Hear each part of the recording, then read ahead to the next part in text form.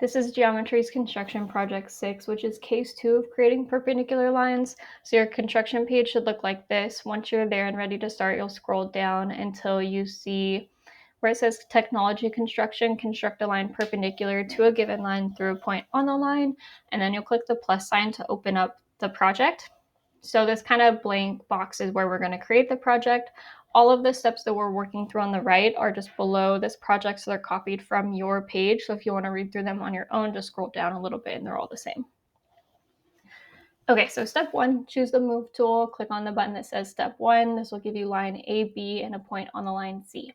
So we click on the move button, that's the first one in the upper left, and then click on step 1, and then it gave us what it said it would. It gave us line A, B, and then point C.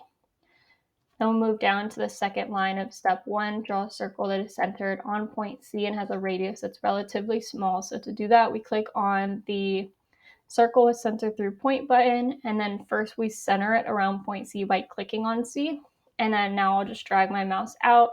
I want my circle to be relatively small, so I should just click somewhere say right here. Yours doesn't have to be the exact same size as mine. It could be like a little bit bigger, a little bit smaller. That's fine. It just has to be relatively small.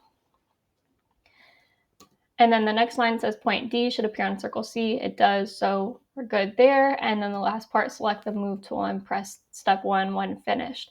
So click the move tool first button in the upper left, and then click on step 1. If we've done everything correctly, you should get kind of a random code. We don't need to do anything with the code, but it does tell us that we did it correctly. And then once you kind of verify that you did it right, click on step 2 one time to begin step 2, and then don't click step 2 again until we finish that step. Okay, so step 2, next you'll find the intersections of circle C and line AB. So to do that, we use the intersect tool, which is the third button at the top. So third button at the top where the two lines cross, click intersect. And then I don't need to click on where I think their intersection points are. I just have to click on the two objects that I'm trying to find the intersection points of. So I'll click anywhere on circle C, and then click anywhere on line AB. And then you'll see the points E and F. Okay, once you have those intersection points, then you'll select the move tool again, first left or like upper left button, and then click on step 2. Random code tells you that you did it correct.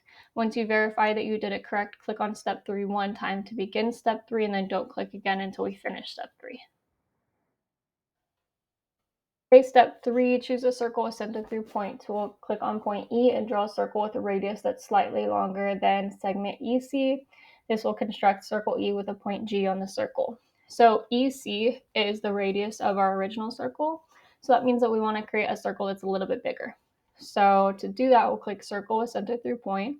We want this new circle to be centered around point E. So we'll click on point E first. And then I can either just like drag along AB and make sure that my radius goes past EC. But you don't have to go exactly on there. You can just drag anywhere on the kind of screen and make sure that the radius is longer than EC. So I'll click right there to set the circle. EC is from here to here, and you can see my new like radius is longer than that. It goes a little bit past C. Okay, and then next we want to copy that circle and center on F. So to do that, we'd click on the compass tool. So that's the fourth one at the top. And then to copy the circle, we would have to set the radius of the new circle. So the radius of like the one we just created is EG. So to copy it, I would click EG, and that's going to give me the same size circle. But I want my new circle to be centered on F, so my next click would be on F. So I clicked, after compass, I clicked E and G to copy the circle, and then clicked F to center it around F. Next, we want to find the intersection points between circle E, that like kind of bigger one on the left, and circle F, the bigger one on the right. So once you're ready to do that, click on the intersect tool, which is the third one at the top. Click anywhere on circle E, click anywhere on circle F. And then now those two intersection points are there. You can see they're L and M.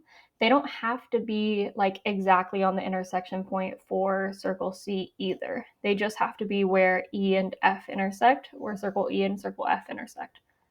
So if it's like, let me see if I can, I don't even know if you can zoom in on here. Anyways, you can see like my intersection is like a little bit off from like the like circumference of the outside of circle C. It's okay. It doesn't need to be exactly on there. Okay, and then the next line, select the move tool and press step 3 when finished. This will relabel one or both intersection points, but that's okay.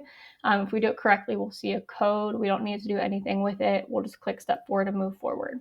So click on the move tool and then click on step 3. It did relabel the point, so it changed it to looks like an H and then an N, and then it gave us the code. So we'll click one more time on step 4. That's going to pop up a line that crosses through our intersection points. It looked like they changed again, but there's a whole lot of overlapping, at least on mine. Maybe yours is a little bit better, but don't like it doesn't really deter from the rest of the project, so don't worry about it. Okay, so step 4, once we've pressed step 4, which we just did, the button at the end of step 3, a line will have appeared through the intersecting points constructed in step 3. All we need to do now is press the step 4 button again. If we've done everything correctly, we should get another code. So between like step 3, at the end of step 3, so this is the end of step 3. I click step 3 to get the like code. Showed me that I did it correct. I click step 4 to start step 4. I like got the intersecting lines, and then there's nothing we actually have to do or construct for step 4. We just click it again, get the code, so everything's all good.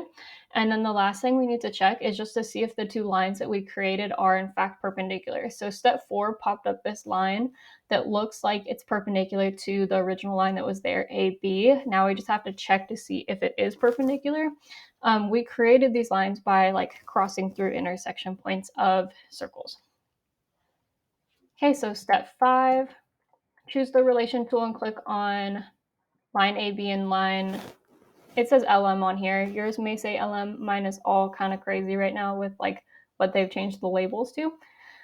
So in order to check it, you'll click on the relation tool, which is in the it's the 5th button at the top, so relation, and then click on line AB, and then click on the other line that's crossing through it. I'm not sure what yours may be labeled. Mine looks like a P, and then I don't even know what that is.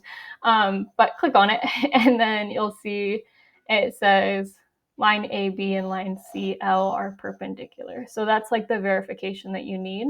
And then once you have that, click OK. Mine's kind of cut off. This is what you can take a screenshot of. So just be careful. Make sure you have your screenshot before you leave this page, because if you come back to this page, this will be gone. You'd have to like redo it. So screenshot button. On a Chromebook, it's the button above a 6. Make sure you get that. You can also take a picture on your phone if you prefer. And then once you have it saved, then you click next in the lower right-hand corner. And then this is where you'll upload, is on that next page.